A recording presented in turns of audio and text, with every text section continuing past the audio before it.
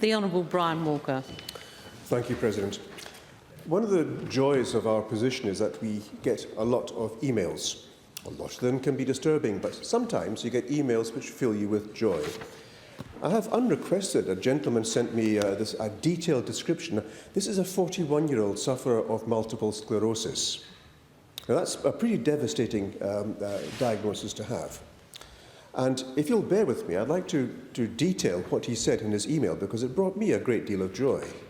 He said, on the morning of March the 13th, I was sitting in my neurologist's office in neurological distress. Well, you can imagine. My brain was misfiring and thinking straight was a challenge. I was sent in for an emergency MRI.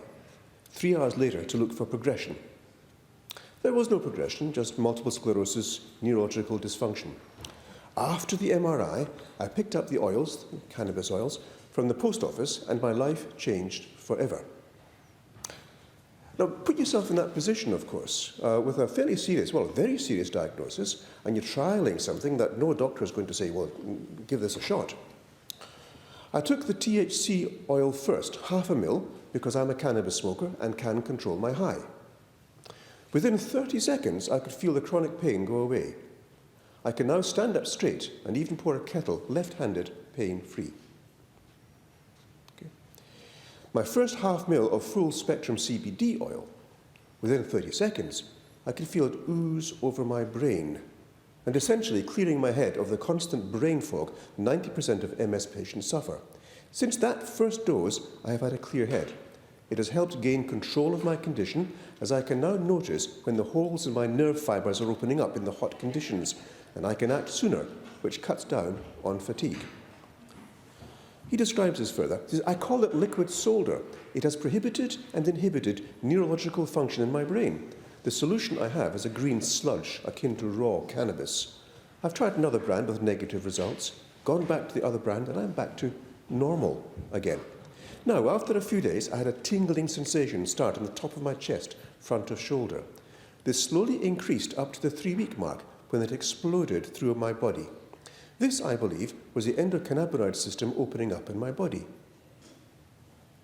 Since then, I've been one of the healthiest MS patients you could find.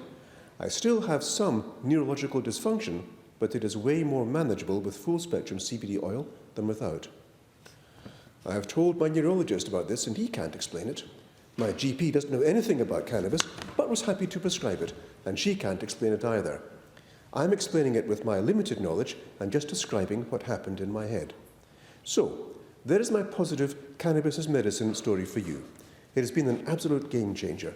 Just that now, I have every legal barrier in my way to gaining any gainful employment. Keep up the good fight, Brian. Isn't that wonderful?